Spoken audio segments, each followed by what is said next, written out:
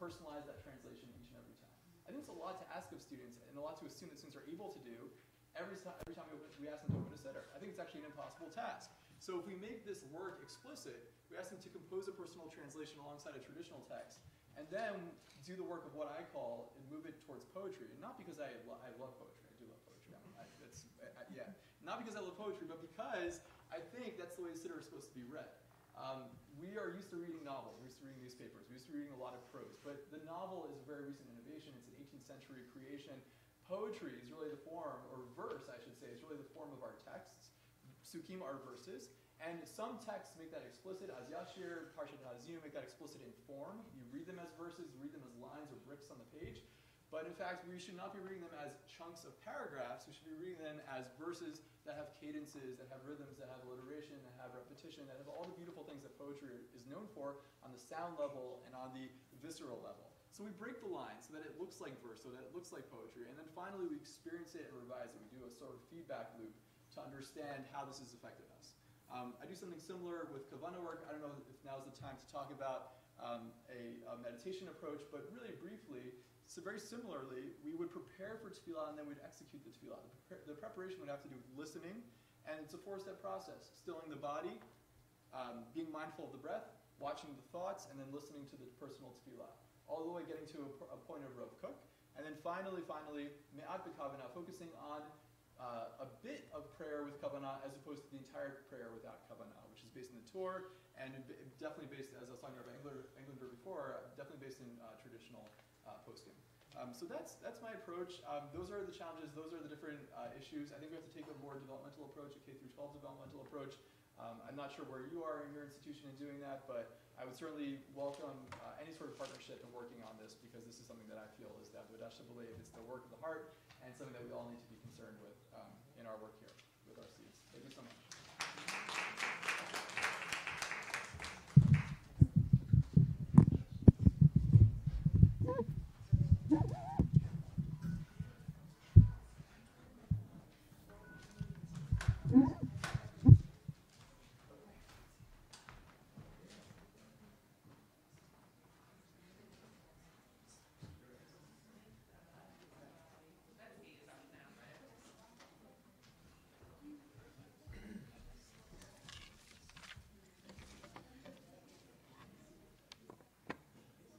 Ready to go? Okay, thank you. Thank you again to the tech department for arranging today. And also thank you to all of you for coming out during your break to come listen to us. So more important than anything else that you do as a teacher is to develop relationships with your students. And teachers can develop those relationships simply by having a conversation with them. And I, as an administrator, sometimes have difficulty because I'm not in a classroom. And therefore, as an administrator, I have to make sure to find the time to meet with students more on a one-on-one basis. And even teachers in a classroom, sometimes you're in a classroom of 20, 25, 30 students. So when do you have time to try to connect individually with students? And I think it's important for us to initiate activities or rituals that bring teachers and students together, affording them a chance to have more of that one-on-one conversation. And I'll just give you a couple of examples from my experience, and I think that you can also try to find those experiences as well. And in preparation for our graduation, our school this year required students to write a 6-word memoir. What does that mean? That they had to distill their tenure at Halb into 6 words and then find a matching picture to go along with that. And as part of their preparation, I approached students and sat with them and spoke to them about their life at Halb. And it was really enjoyable to me because I felt that there was a development of a connection. Some of the students I had a connection with before, but with others was able to develop much more of a connection. And I'll give you 3 examples of conversations that I have which were really eye-opening for me. So one student told me about, because I asked them about their growth, I asked them how they changed over the past few years in order to help them come up with 6 words. And one student told me about his experience performing improv and his interest in comedy. Another student showed me all the pictures, or many of the pictures that that she drew over the past few years, and talked about her artistic talent. Another student described how he liked to take things apart and build all kinds of contraptions.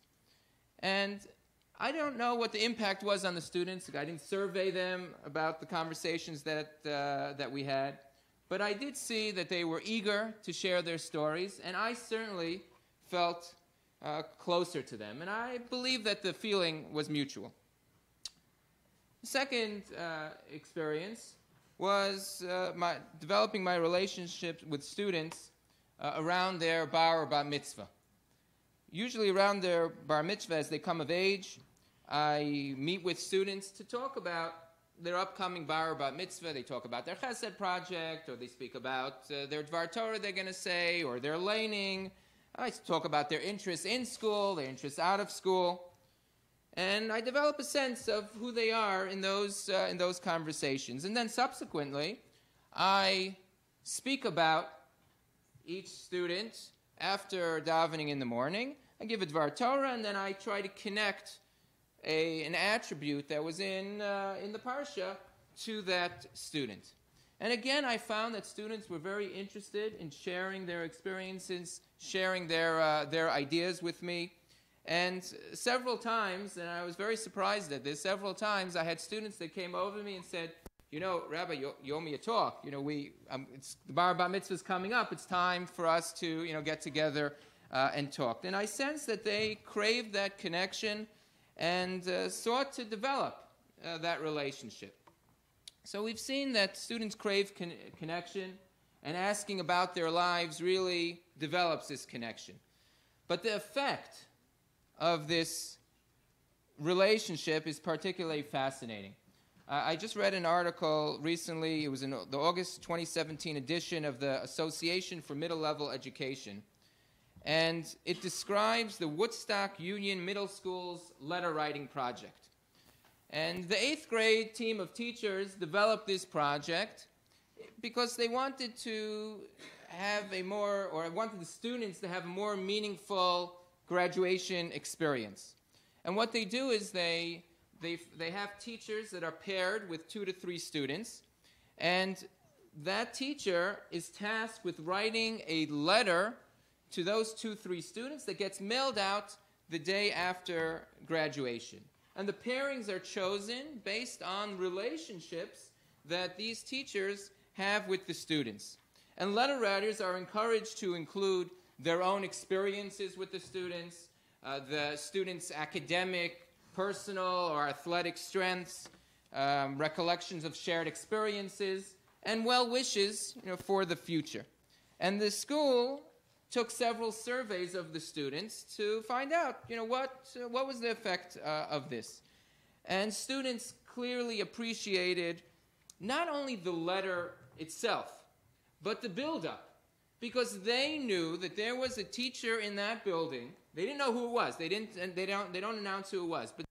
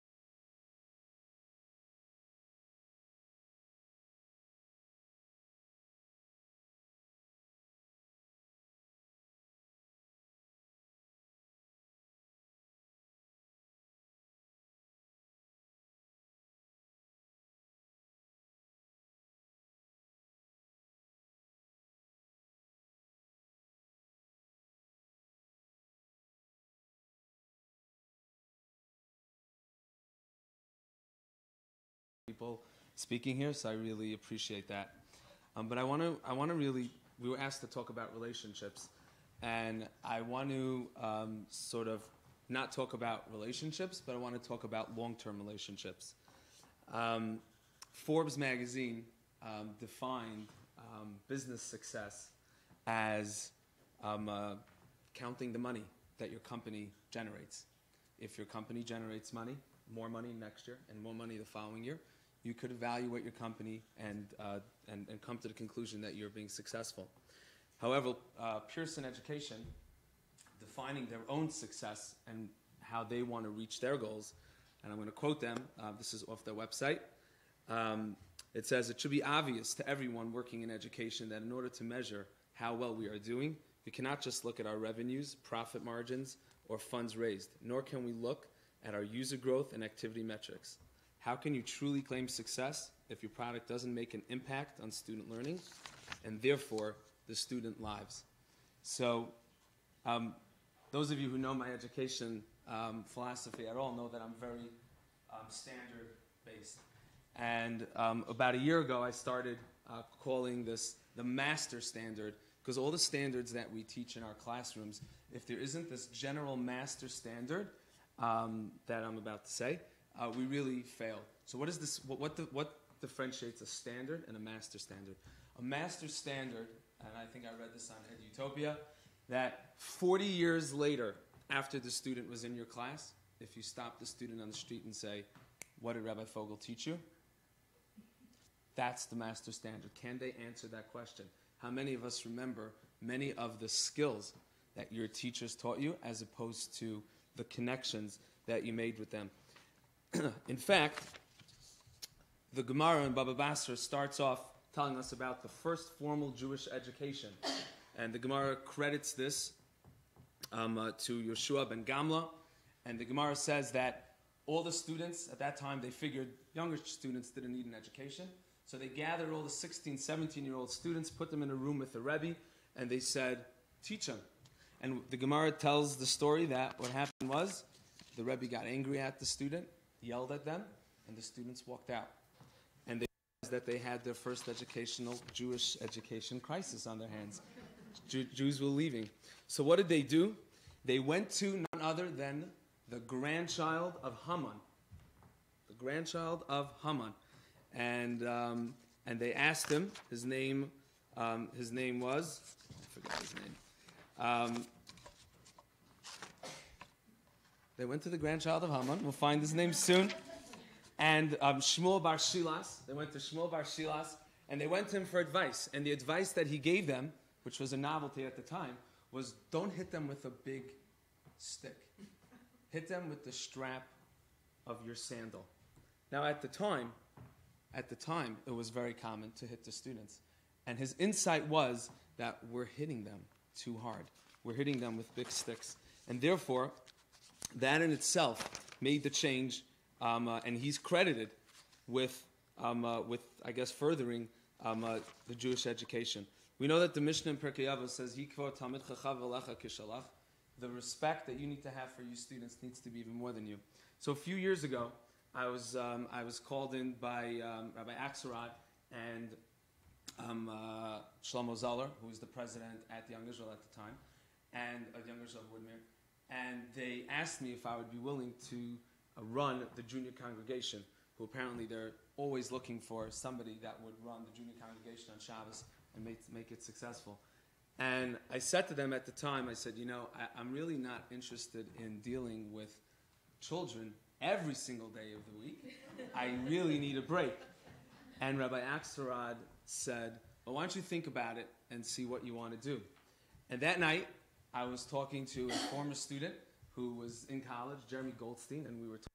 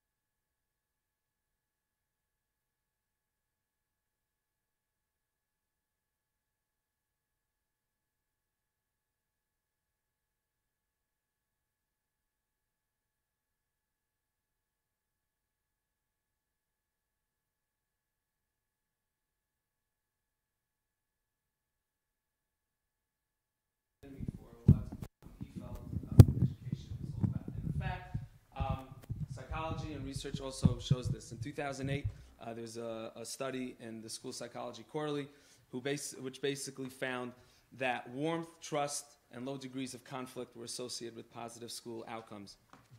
I came across an incredible Sivsei Chachamim, because I think this really coins the entire model that I think develops these long-term relationships.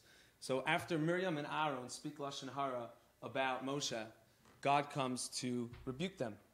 And the words of the pasuk is, God says, Shimu na devarai, please come and listen to what I'm about to tell you. Sivsei Chachamim jumps on that pasuk and says, why the word na? Why please? Why is God saying please to Aaron and Miriam? And the Sivsei Chachamim says, because had God spoken to them out of anger, they would have never listened to him. Miriam and Aaron HaKohen, right?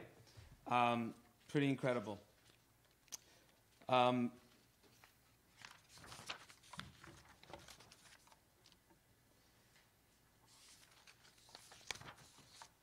So, what else could we do to build our students and build those long-term relationships? Some of you may have heard this because I'm very into this story and I've been telling it to everybody, and I think it's one of the most incredible stories that I've ever heard. Reb Chaim Kanievsky has a chavrusa named Reb Zilberstein. Those of you who know anything about where all the halachic, many of the halachic opinions that we deal with these days come from the two of them. And they learn together, and they make a siyum almost every single day. One day, this is when Rebbetzin Kamenetsky was still alive, she walked in and she brought some cake and coffee for them and their siyum. She places an extra large coffee down in front of Reb Chaim. And she says, Chaim, you get an extra large coffee today. I'm very proud of you that you're making a siyum. And they asked her, the Gadol Hadar, you need to tell him that you're proud of him? And she said, yes. Now, I was thinking, Kal V'chomer, could you imagine our students? How often do we tell our students, good job? How often do we tell them, it's just a simple little thing. She's giving him his coffee. But she's just saying, I'm so proud of you because you made us see him today. To feel that pride, that genuine pride that we have. I never really knew this until I heard this from Rabbi Krohn. He says the sun, the radius of the moon is 1,079 miles. The radius of the sun is 432,474 miles. Yet last summer, I was on the road on my way to Virginia. Everybody pulled over on the side, and we saw the eclipse where the moon blocked the sun. How does that happen? How does the moon, the small, tiny little moon, block the sun? So Rabbi Krohn explained. He said, because very often, and I was going to bring, he used a baseball to show this example. He was speaking at Mag and David when he said over this story. He said, if you take a baseball, small little baseball, and you put it in front of your eye, you can't see. Now, everything around you is much bigger than that ball. But the smallest little thing, the smallest little action that a student does in a classroom can block you from seeing the good, the inner good that student, that child has. And the challenge is not letting those little things get in the way. And I think ultimately we have to learn as educators and as teachers, as mechanchim, that if we don't sweat the little stuff and we focus on the big picture, and we're thinking about what will happen 20 years down the road and not about what the little thing that the child's talking in my classroom right now and really getting on my nerves, I think that will foster that relationship for long term.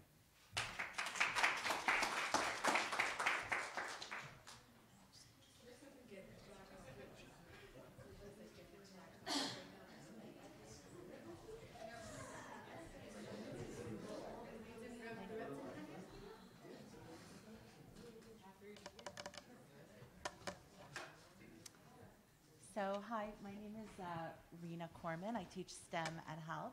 I'm humbled to come up after all these rabbis and doctors, and I'm just Rena. so hopefully you'll enjoy.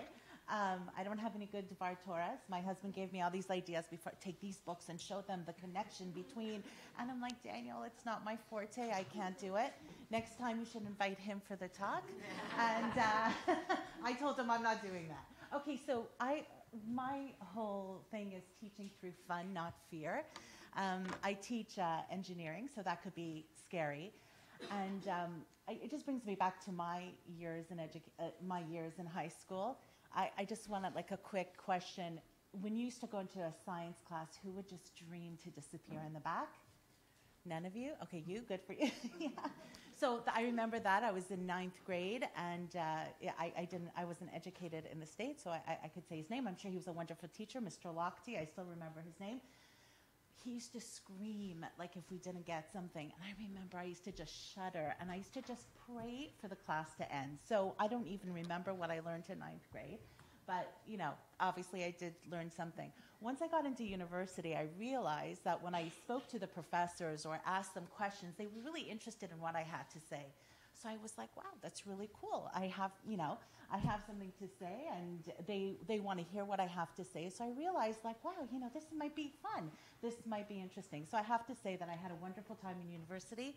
I used to go into, I took neuropharmacology as a course, and I remember I couldn't get past a 75, and I was studying, and I went to see the teacher, the professor, and I said, what should I do? Like, should I get a tutor? She goes, no. She goes, let's discuss some of the labs we're doing. Let's discuss some of the experiments we're reading about. And just that conversation helped me understand what she was looking for us responding to her in the test. And so it just showed me that there should be a rapport between the teachers. So one of my goals here is, it says, tell me and I forget, teach me and I remember, involve me and I learn. So a lot of things with STEM is a lot of involvement, and I'm very lucky to work in the school that I work because both Rabbi Lubetsky and Mrs. Wine are very into project-based learning, and that's really a big basis of my teaching. So look at these fun guys. So I start my unit off with usually, what is engineering? And we discuss engineering and so forth. So immediately what happens after that is like, oh, forget it. I don't know. Leave me alone. I can't believe it. I don't know an engineer. I don't want to be an engineer. Why is this important? I don't understand. So I tell them, this is just, let's build something. Forget about what's engineering, how engineering is done. Let's just build. So usually my second unit is civil engineering, and that's when we build all these things. So this was a shake table that we made. And they're so happy because their structure was strong, and when we shook the table, it didn't fall apart. So right away, they were ecstatic. They did it. This was a paper table. So I don't remember. So this is just a piece of cardboard with newspapers. They got a certain amount of newspapers. I still don't remember. And they kept on piling on the books. All of a sudden, they realized, oh my gosh, my little table held up these books. So forget about formulas and so on and so forth, but they got all excited about that. But through the excitement, guess what? We had to cover our curriculum, and we were learning. So it wasn't so scary. So could you imagine if I go to a student and I tell him a stable bridge has to equal m plus 3 equals 2 times j? Right away, they're like, oh, no, I can't do math. It's stupid. Why is math involved? So it's just members plus 3, the members of the bridge plus 3 should equal 2 times its joints. That's it. So I usually don't give them that formula for a while, just because I want them to get comfortable with their building. So this, I really want to end with this, but I just wanted to see things in the seed that is genius. For me, that is like my favorite quote, because sometimes you have these struggling students who are nervous and just hate the math, and they can't get it, and they were never good in science.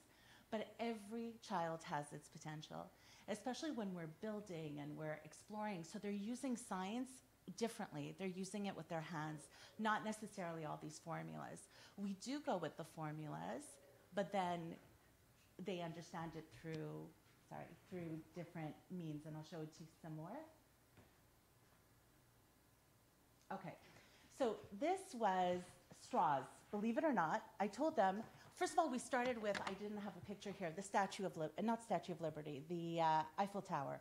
So we looked at our picture of Eiffel Tower, and I said, what is common in the Eiffel Tower? What do you see? Triangles and triangles and triangles. Why is it a triangle? I don't know. Why do you think? So then we kind of manipulated a circle, a square, what could hold more weight. So we realized that a triangle is the strongest shape to hold weight. So just look at this. They made a bridge out of straws, thin straws, that would hold that rock. That rock was pretty heavy. So they're all, could I change from here? Oh, okay, sorry, next. Okay, no, oh, that was, no. Okay, back, sorry. Okay, here, what we learned was circuits and how they make, okay. Yeah. Okay. Okay, so they were all excited because guess what? We did circuits, and I said to them, I came into class one day and I said, okay, we're going to light up this paper. What do you mean light up the paper? Are we going to burn the paper? Are we going to do the I said, no. I said, you have your circuits, you have tinfoil, and you have a piece of paper. Let's work on it. They already did their unit on electricity, so they were able to implement what they learned into this, and they were, as you can see, they were having fun. Okay, this was salt and pepper. You obviously can't see it. So we did a big unit on chemistry, and I told them, how could you separate salt from pepper? That's hard. They're like, wow, we have to take it with that. So I said, well, we learned static electricity. We learned that, like, through static electricity, we have some attraction of the negative ions, positive ions. So I said, so what do you do? So I said, where do we get static electricity? From our hair. So we took these combs, we brushed our hair, and then they put it over the salt and pepper, and guess what happens? The pepper started jumping up. So I said, that's how you separate salt and pepper. So again, you don't have to be a mathematician or a genius, but it's just something that, okay, next. Okay, this is again another straw bridge. They were very excited. They were able to pile it on. And just think of it. As soon as I gave them straws to make a bridge, the first thing is like, oh, forget it. It's not happening. It's not working. It's not gonna work for me. But I said, just try, and then we'll see. And then you know what happened afterwards? Every time I used to come into class, what's the lab for today? So I used to say, we have to learn something before the lab. But they used to get very excited about the labs, and you could see their smiles. It would make me smile as well. Okay, next, sorry. That's the salt and pepper. Okay. After our straws, we went into spaghetti. We went into the spaghetti bridge business, which did very well. We had an issue with our glue guns. They were a little too happy, but I found out that we could wear gardening gloves now for glue guns. So they, that's what they told me, and I'm like, that's a great idea. I'm going to go buy gardening gloves. Okay, so anyway, so this was the bridge, which was great. And if you could just continue with the picture, sorry. Okay, look at this. Look how much it held. It held those 5 pounds of rice. That was 5 pounds of rice with a full a water bottle. So it could have held more. There was a kid who weighed 68 pounds and it held him. Yeah. So, 2 minutes. Okay. Sorry. I just want to go back to here's another picture. I want to go back to the building. Yeah, okay, so I visited Vancouver a week ago. My parents live there, British Columbia. So my father's an engineer, and they have a lot of construction there. So we were walking around, and I couldn't believe they're demolishing this building. This was like a landmark building. The top of the building turns around. It was a restaurant that turns around. Okay, so this is on Robson Street. It's a very, very busy street. And I said to my father, I said, Abba, how are they going to demolish it? Usually you implode the building down, but you can't because there's offices all on the bottom, there's stores, people walking. So he goes, no, you do it sectional because of safety. So I was thinking to myself, what a great idea. I'm going to show this picture in the beginning of my civil engineering unit and say, wow, what do we do with a building like this? We need to get it down. And the fun part of it would be that at the end of my unit, they'll know how to do it. So I think that's a great thing. There's another thing, I just want to end up with one thing, that if we could instill this in our students. Okay, I'm a proud mom, I have to say. My son was valedictorian this year. So, I mean, he would kill me if I would say this, but I said to him, Sammy, as we were driving to graduation, I was so proud of him. I'm like, what did you learn? Like, how do you feel? Do you feel great? Do you feel like, wow, I'm so smart? I go, what do you feel? And he said, you know what, Ema? he goes, I realized that if I put my mind to it, I could do it.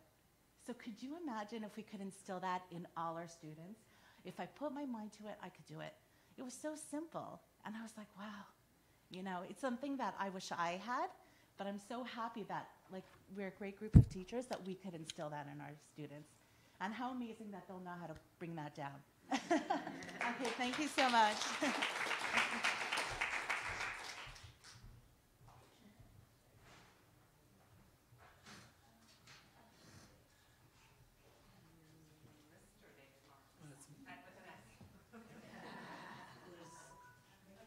I have a link to the slides. I'm gonna move this.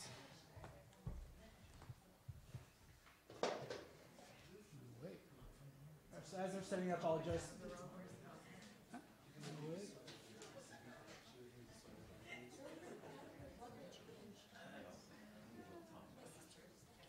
Nope. All right. Okay. Nice. All right. So let me do a very quick introduction. My name is David Marks. I work in what we call the Learning Lab at Halb, where we basically have a team that supports the blended learning program from K to 5. Now, we live in an incredible age where there's data everywhere. And data is a very cold thing that we kind of feel that, you know, we quantify something and then we don't have a human relationship with it. What I want to talk about today is what is data-driven education and what does it look like on an individual basis, with a student, and also institutionally. Now, raise your hand if you own stock in a publicly traded company. Maybe through your retirement account. If you have a retirement account, you have stock in a publicly traded company, which that concept is about 150 years old and had completely democratized the concept of investing, of anybody being able to put money and actually getting a return on that money, something that only nobles had back in the day. The reason this is important is because you can thank Robert Lowe. Robert Lowe lived in the 1860s. He was a member of Parliament, the British Parliament, and he was a pioneer of basically passing laws that would create the publicly traded company, which, again, democratized investment. And after this huge, this was a big deal what they had passed, he became a bit of a celebrity, and he decided to move his attention towards education. And so he felt that the duty of the state in public education was to obtain the greatest possible quantity of reading, writing, and arithmetic for the greatest number. And then he tried to figure, well, how are we going to do that? So he pondered, and then he went back to his business concepts, and he thought, oh, okay, well, why don't we do a pay-for-performance scheme, right? Where what would happen is these state inspectors would go around the country, and they would test the kids on arithmetic and reading, and for every correct answer, the school would get money, and for every incorrect answer, the school actually lost money. Now, from a business standpoint, that sounds brilliant, but we all know where this goes. This is a school that spirals into destruction. So, thankfully, we're not the only people who do this. A notable poet and public critic named Matthew Arnold, those of you who like poetry might know of him, came about and said, whoa, whoa, whoa, whoa, whoa. This is not a very good idea. And the fun part is he was actually one of these inspectors, so he knew firsthand what was going on. And what he found was two things. A, that kids would, on the day the inspector would show up, many kids would actually not show up. The schools would literally tell the kids, don't come. And if they did, they would fail. And worse than that, what he found was that kids were, quote, far too little formative and humanizing, much in it which its administrators point to as valuable results is in truth mere machinery. In other words, these kids were not able to do what we call higher level thinking. And so that was his feelings towards that article. And so since then, we've had a certain ambivalent relationship as educators with the concept of data. Because on the one hand, a lot of what we think of data is this high stake and uninformative data that from a state level that our funding is attached to. And also speaking as a father of now a 2.5-year-old, the idea of reducing my child to one single figure, like, oh, your child's in the 35th percentile of height, which he is, right? So that concept is an anathema. Like, why would we do that? We know the child's more than that. And on the other hand, we need to benchmark our students. We need to be able to know what they know. And we need to provide concrete progress to stakeholders like teachers, parents, administrators, support staff, district. And finally, our kids need to know what they've done. They need to grow, they need to feel that sense of achievement. And so we've been collecting data all along. Whoops, not yet. So we've been collecting data, right? We give grades, we do formal and informal observations. So let me start with saying what data-driven is not. Data-driven is not top-bottom. It is not this concept that we do these tests that generally are summative and don't even inform our instruction. It's not pay for performance. It's not high stakes, right? It's for the purpose of the kid, right? And it's not this zero-sum metric that is reduced to a single figure that does not actually give us a full picture of the child. So as I mentioned before, we live really in an incredible age where we collect all this data. But now what we have the power of computing that we never had access to. I mean, computers exist for a long time. Being a computer is actually a job of a person at one point. About 100 years ago, you had these rooms full of women who were literally just doing math all day. They were generally women. That's the reason I say that. So what's changed? We have the ability to actually analyze that data and use it. And so this is where I work. This is actually, if you were at my desk, this is what you would see. I work with Rabbi Sachs and Gloria Thurm. What we do is we do basically everything we can do to support the teachers so that they could do what best, and that is facilitate learning. Not try to access websites and not try to go on and not try to fix their computers. We do everything for them so they could have that human connection with kids. And so one of the things we do is any initiative, any plan that we make has a data-driven component to it, which is based on 3 pillars. Number 1, it is student-centered. And that means that everything we do, we try to get to the student as an individual. That means if we collect data, that is to get information to the student for the student's benefit. And if it's not for the individual, it's for an entire group of kids, like a small group of kids, what we call small group instruction. Number 2, thoughtful implementation. That means what we do is we consult the data from previous years, from previous experiences, and then try to make predictions, try to figure out what could happen, and also figure out, okay, what does success look like? What are metrics for success? Number 3, analysis and iteration. This is really, really important. As the program goes, and as the program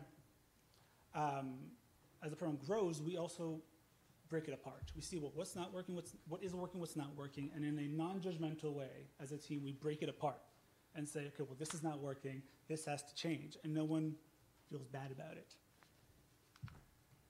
So I want to give you an example of how we do this. So I've been working on-site at Halb for about 3.5 years now. Before that, I was actually a graduate student. I was working, just doing data work with the AJE and Rabbi Sachs. And so what we would do is I would literally go every night, download data from all the applications our students were using, and then make reports of them and share them. It was just very basic information, very, very cumbersome. After working with the data for a while, we actually started analyzing it more and more deeper and understood what were different indicators of students who were struggling, students who needed help, students who were not necessarily focusing. This is on different applications that we're using. And then last year, we actually developed an entire alert system from the different applications, and we have relationships with the companies that provide us with that data. We realized that, okay, we have all these alerts, but we're not actually getting to all the kids.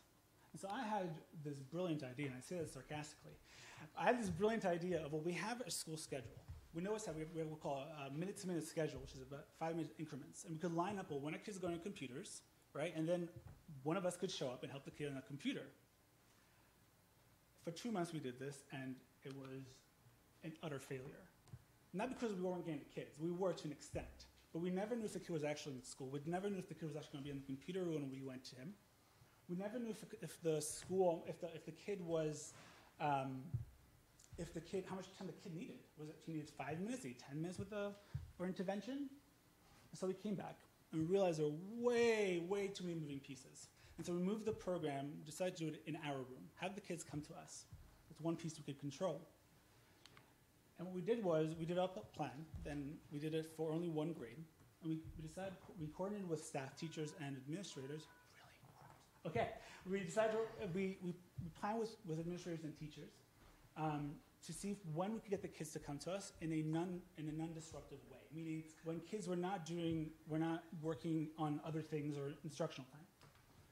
Then what we would do is we would review the data every night and make a schedule for the following day and which kids were going to come and what time they were going to come. We made sure everybody knew this was happening. So any teacher that was going to be with that kid that day, they knew that that kid needed to come to our room at a certain time. And then we had the appointment with the kid, usually between 5 and 10 minutes. And then as we were running this program, we recorded all the data and we knew what to expect. So we were able to record the data and then we could analyze the program and scale it. So we started with, I think we started third grade, then fourth, second, and first. I think that's what we did. At its peak, this was a daily schedule of how many kids were coming into the room. It looks busy, but it's actually very, very smooth. And so I want to share with you some results because it was very, very exciting when we started analyzing the data. Number one, we found that at one point, sorry,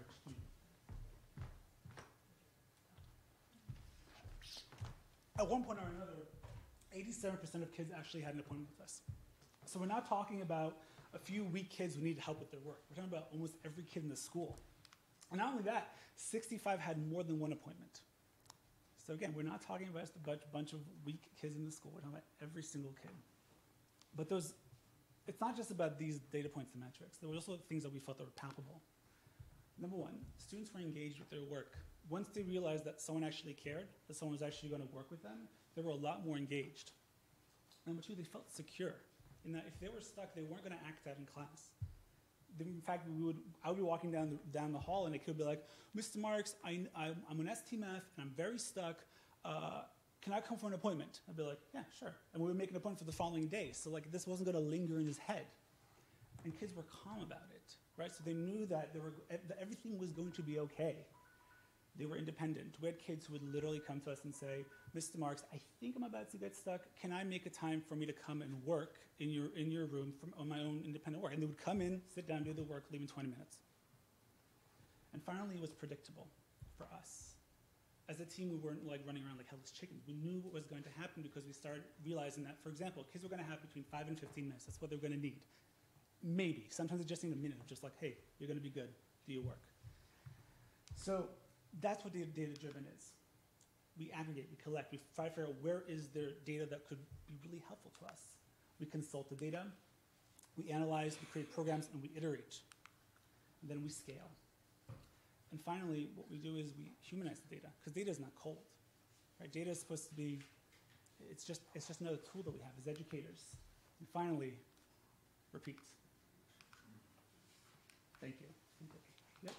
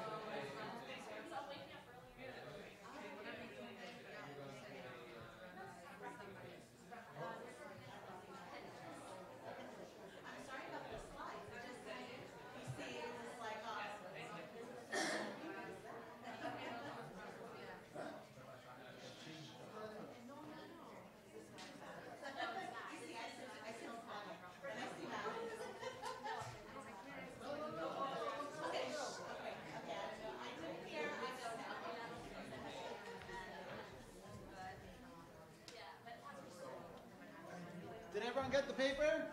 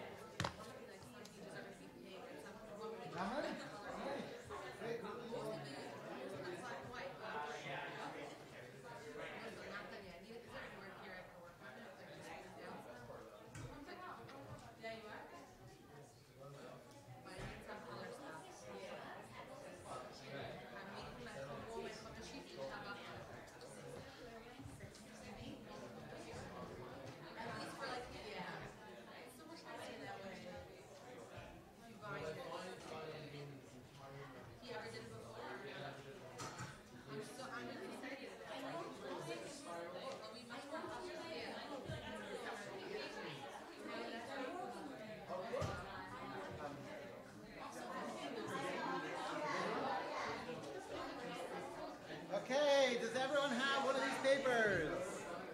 If you have one of these papers, raise your hand, raise it up. No, raise the paper up. Raise the paper up. I need to see all the papers. Everyone have paper? Nope, I see one person who doesn't have paper. Very important that you raise the paper up. Let's see everyone. 1, 2, 3, raise the paper up. Raise it up, we need more. Okay, how many people here, and you could raise your other hand this time. How many people here have a computer? In general, in life. How many people, if you don't have a computer, how many people have used the computer? You could raise your non-papered hand. Non-papered hand. What? Oh, how many people have used the computer? Yeah, okay.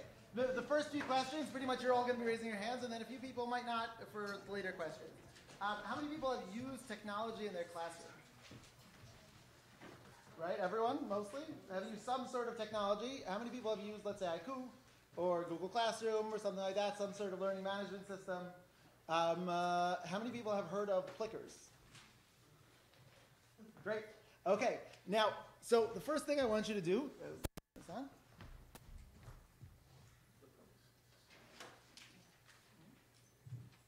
Okay, so look at your paper.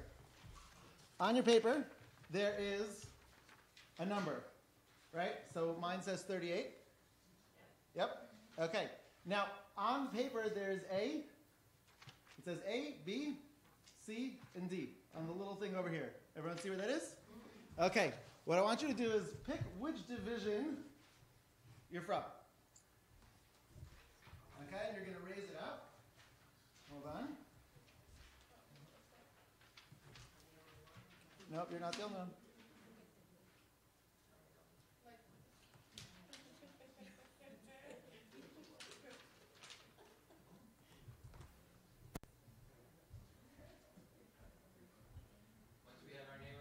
Once you have your number up there, you can put it down.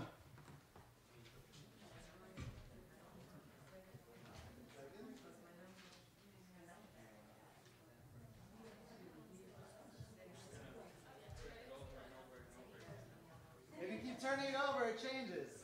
You don't get to register more times. You don't get to represent your school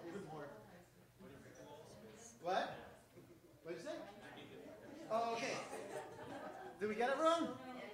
Okay, we have got most people. Okay, so this is called clickers. This is, it's okay if I didn't get you. It's not really that super important. It's sort of to show you the idea. This is a tool that requires one device, right? It requires printing out a bunch of pieces of paper, and they have ones that are laminated so that it's not, so that you don't lose them and you can use them from class to class, right? But it's a quick way to gather data, right? So what would be a non-tech way of using this, of doing this? Someone? Raise hands, right? So let's say I wanted to have multiple choices. I could have them, 1, 2, 3, 4, right, as an exit ticket, something like that, right? So in the language, how many people have heard of the SAMR model? Great, excellent. Okay, so no, that's perfect. That's better. I was hoping that I didn't walk into a room like everyone knew it, and then I'd done that. Okay, so that might be called a substitution, right? So where you take whatever the technology tool is, and you take whatever you would have done before, and just do a direct substitution, right? Yes? Okay. Now, there's some added benefit to this in that I can look later on, like as David would do. He would look at some of the data and get a sense of how many people are coming to this thing from elementary school, and how many people are coming from wherever, right? So that would be an augmentation, right? That would be an additional layer that you're able to do using the technology, right? The M and the R in the SAMR model, and it's going to come back to everyone else's presentation afterwards, are where we start really transforming a classroom, right? So the data is helpful, right? And the data is useful, and it will get us to know what's going on. But when the data becomes something that's transformative is when you can change the whole model of your classroom, right? So the way there are two stages. One is called modification of the task, and one is called the redefinition of the task, right? So the modification is where you'll take the task and you'll give a new task that may not have been available before, or it was available only in some small sense, such as you have them for a project create a website with multimedia and video and links. Not possible without technology, right? So a redefinition, right, and this is where stuff starts to get really, really interesting, is stuff that doesn't even exist in the world of non-technology, is giving a 360 tour of an area in Israel, right? You take a 360 video and you have them put on virtual reality goggles and look around and see Masada or wherever as part of a geography class, as part of an Israel history class, as part of a whatever class, and come up with all of the ideas, right? Okay, so where does that lead us, right? So now we have substitution, augmentation. Does anyone think that this could be used for modification? Yeah, how? You could see, for example, you could take how they did it, right? And if you have, let's say, from the B's, which didn't understand question 17, Right. but the rest did, but with these, the boosters will go over question 17 again. Right, so that might be one way. You might be able to then create subgroups. Rabbi Levetsky and Mrs. Winder have been talking about a lot about station rotations. You're going to be able to move from one group to another, right? And I know they do that in the lower school, so they do the rotations. And so you'll be able to differentiate by category, right? You'll be able to make tasks that focus in on the area that you want to specifically focus in on. Okay, anyone with a redefinition? I'm not actually sure that this can be done with redefinition, but if someone can, that would be wonderful. How am I doing that?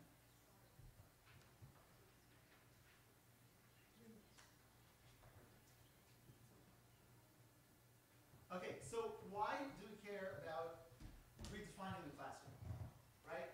So the one thing that Rabbi Fogel mentioned, redefining the classroom, and everyone, other people, but I know specifically this was his master standard, was creating connection, right? The second one is creating lifelong learning, right? So I was listening to everyone speaking, and I was just remembering how much I hated school. No, honestly, I wasn't gonna say any of this stuff, but I hated school until 12th grade.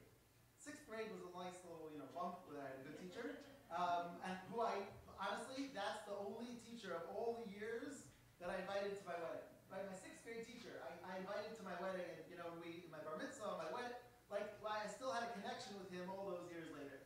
In 12th grade, I joined the program. That was part of the morning, just a vocational program, and it brought out some of the stuff that I was really passionate about, and that I really developed the mastery. And I had independence. They gave me independence in the classroom to be able to do something that I found really interesting, and to work. And I developed mastery. And this is back to Daniel Pink, right? So mastery, autonomy, and your own passion, right? So that changed not just that one class, but every class that I was in. For all the rest of the classes, I went from, let's say, a C student to an A student in 1 year, just because of one class, because it changed the way that I was there, right? So I have a good line. Now I need to remember what it was. Yeah. So there's a second standard. One, that you want to build the relationships, but why do you want to build relationships? Relationships are good because people don't kill themselves. That's one. They're nice. But it's also because it builds someone who's a lifelong learner, who's interested and who has passion. So what I guess the message that I want to come away with this is that passion needs to become back in fashion.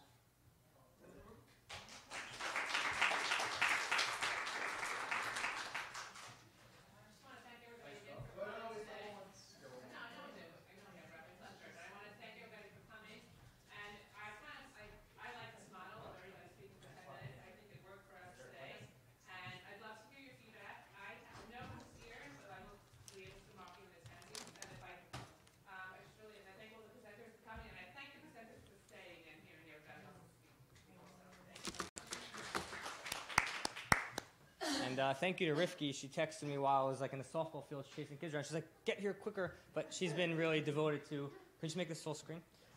She's been really devoted to, and Ruthie also, I know, the logistics, so thank you.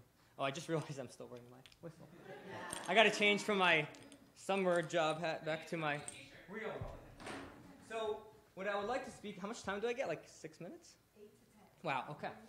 So what I would like to speak about is one moment of inspiration. Now, obviously, we all know, I don't think there's anyone in this room, hopefully no one in this school, or hopefully no one in any school, that would say, well, I'm not interested in inspiring my students, right? We're all interested in inspiring our students. That's really at the core of why we're here, certainly in the Jewish school when it comes to spirituality. But I want to talk about different tiers, different levels of inspiration. I'd like to begin with a quote from Rav Shimshon Farl Hirsch. Actually, sometimes you hear people speaking about rabbis and they throw out facts about the rabbi to sound really knowledgeable, but they actually, I'm just calling myself out, but I was curious, and it was actually pretty cool to see he died almost to the date 100 years before I was born. He died December 31st, 1888, and I was born January 2nd, 1988. So almost exactly 100 years. Anyway, so this quote was a quote that I came across actually when I was asked to write my application essay to Azraeli. So I guess that was, 10 years ago or so. And the quote totally blew me away. It's something that seems obvious, but I just loved how, it was written down. And it just shows you how nothing's really changed. And he says as follows: the mind is to be enlightened, the memory enriched with the treasures of learning, but everywhere at the same time, the heart is to be inspired. Everything is to be directed to the great objective of, I guess that's cut off, of living in a Jewish life in God's world under God's eyes. The whole idea of the heart is to be inspired. That obviously knowledge, content is important, but Rav Hirsch certainly was a massive educator himself, saying that all the while you can't forget that the heart is to be inspired. And that's obviously an important part of education. Now, what do we do to inspire our students? There's many things we can do. Now, thank God in a school like ours, we have a lot of extracurriculars where we could take advantage of moments of inspiration. Shabbatons, other events, inviting students to our homes, but 99% of the time, we are with our students in the classroom. So we don't get to do fun things all the time to inspire them. At the end, we have my son loved Lev Chana for sure. At the end of the day, we're paid to teach them material. could be Chumash, could be Navi, could be math, could be science. So what do we do to inspire them when we have them for 40, 45 minutes in the walls of a classroom? So most would say, and it's true, that we begin to inspire our students as teachers in the classroom by engaging in them, by engaging with them. When a student, students are, especially as they get older, are really good at calling out a faker. Students really latch on to those teachers who are passionate, not because they want to teach science, but because they love science. They love Chumash, they love Gemara. And so you engage your students in the material that you want to teach them. And by doing so, it's like inspiring to them. Wow, like he really loves what he teaches. He believes in what he teaches. It's not just a subject to him, it's a way of life. That's one way of inspiration. Rav Schachter, you could go on YouTube, there's a video of him, not of him, but he's in the video. I think it was made for Chag HaSmicha a number of years ago. And he says in the video the following. He says that a Rebbe has to be an entertainer, as we actually sometimes call an edutainer, which is sort of cool new word. But Rav Schachter said, people ask me what I do for a living, and he said, 10 months out of the year I entertain, and 2 months in the summer I get to learn for myself. So that's one important level of how we inspire our students, by engaging them. But it's not all the way, and I'm going to explain, and that's really what I want to drive at today. When we engage our students and we inspire them in the classroom, more often than not, it could be, but more often than not, that inspiration is that lightning strike of inspiration. It's that quick lightning bolt of inspiration that doesn't necessarily last. It could, but not usually. It's not that long-lasting, deep-rooted inspiration. And the reason for that is because there's a difference between engaging students and empowering them. I saw this tweet at the beginning of this school year, and it totally changed the way I taught because I thought I was doing such an awesome job inspiring my students, and I realized that most of what I was doing was engaging them, but I wasn't as much empowering them. Now, happens to be, I don't think the bottom is true. I don't think it has to be empowered, not engaged. I think it's both. I think you need to engage your students. And you also, though, can't forget about the importance of following up on that engagement with empowerment. But you can't just think that you've engaged your students because ultimately you're getting them excited about what's your content, your interest, and your curriculum, while empowering them takes to the next level. It makes them what we call them taking ownership of it. And that's super important. And when I saw this, I totally changed my mindset of how I was going to teach because I realized I have to teach what I got to teach, but then I also have to give time to hear from them what's their passions, what's their interests, and how can we maybe take what we're learning and guide them along the way for that. There's a great, and the reason for that, as we say, empowerment, it all comes down to, well, the ball's in their court ultimately. They might be in class for 40 minutes a day in our classroom, but ultimately the ball's in their court. They're going to go home and they're going to either remember what they learned or not, and if we empower them and if it's meaningful for them, then of course it's going to last longer. And there's a great quote that I saw, also a tweet that I saw. I'm a big Twitter person. Rabbi Hartman said about his Rebbe Rav Hutner that for Rav Hutner, chinuch, which is education, was never one size fits all, and it wasn't even one size fits two. Because ultimately, we could inspire through engagement multiple students, but when it comes to empowerment, every student ultimately is going to lead a different life. So we can't assume that, oh, well, I've engaged them, so they're all good to go. But each student is going to ultimately find their calling in a different way. And I would like to share with you a story. The story, this is just, I think it's a South Shore, but I just Googled sitter play. So the story is about a young boy who grew up in a non-religious family. And the boy entered first grade in a public school, and the mother very quickly, halfway through the year, realized, even though we're not religious, she wasn't very much thrilled, to say the least, about the values and the messages that this young first grade boy was coming home with, and she decided to just sort of Google Jewish schools, and she would enroll him in an Orthodox school.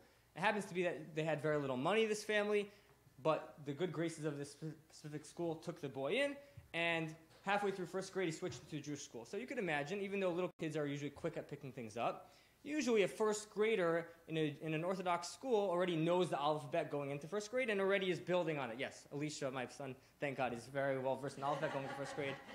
Leif Chana did a good job. And so, this boy obviously had a challenge picking up the alphabet halfway through the year. Not exactly a Rabbi Akiva story, but you can imagine how he felt. And to the mother's surprise, as the year was winding down, it was time for the annual sitter play, and she got a note from the Mora that her son was chosen to be not only a participant in the play, of course, but to be the lead role, to be the Mora or the Rebbe in the play. And the mother was surprised because he's still catching up on the alphabet. How can he lead the entire class in the alphabet. So she called up the teacher. She said there must be a mix-up. And the Mora said, I'm telling you, this is what your son needs. He is engaged in the alphabet, but let him really feel like he's owning it. And so the mother said, okay, great. And sure enough, the boy went on to be the star in the sitter play, and he blew everyone away, especially the parents and the grandparents in the room. And then a few weeks later, as the year was wrapping up, so the same Mora asked all the students, can you draw a picture of what you'd like to be when you grow up? And again, this mother was surprised because the boy, never being exposed to any Orthodox figures, no rabbis, nothing, comes home and he drew a picture of a rabbi. And he said, I want to be a rabbi, I want to be a teacher when I grow up. And the mother found it surprising. Usually first graders will be firemen. My son says a Hatzalah worker, so because we're in 5 towns. But she thought it was cute, but she had like a feeling in her gut that, you know what, maybe I'll hold on to this picture. You never know what's going to come of it. Well, this is the picture. And that's me at my Chag Smicha. I was that boy. So, and I have not seen, that's my stepbrother. I have not seen that Mora, I don't think, really ever since first grade, but I remember her name. Her name was Mora Tzipi, and I remember we still have pictures of me being that, Mora in the sitter play. And she empowered me. She empowered me not just to sort of love learning the alphabet and catching up to what the other kids were doing, but to actually be an owner of that information. Behind every young child who believes in him is a parent who believed first. Obviously, as parents, we all know that. But you could easily change the word parent to teacher, administrator, etc. There was a story that was going around recently. I'm sure many of you heard of it. When Rav Steinman passed away, so the story was he was very involved in the chinuch in Bnei Brak. And the story was told that a certain principal or rebbe came over to him and said, we need to expel this certain boy from school. He doesn't fit in. He's not meeting our standards. He's causing trouble. And Rav Steinman, the first question he asked was, he said, what's the mother's name? And the rebbe said, I don't remember. We could, look it up in the computer, or probably not the computer there. I don't know whatever. And Rav Steinman looked at him like incredulously and he said, you're ready to kick a boy out and you haven't been davening for him? So there's this, important lesson. Oh, okay. There's this important idea that when we engage with our students, we have to remember that we do want to inspire them with the material that we're teaching and engage them, but we have to also remember that that's not the end of the road. If we're not empowering them to want to continue further, then we're only halfway there. But hopefully, we should all be privileged to experience how good it feels to be on the giving side of this equation, and to not only give to our students through engaging them, but through empowering them as well. Thank you.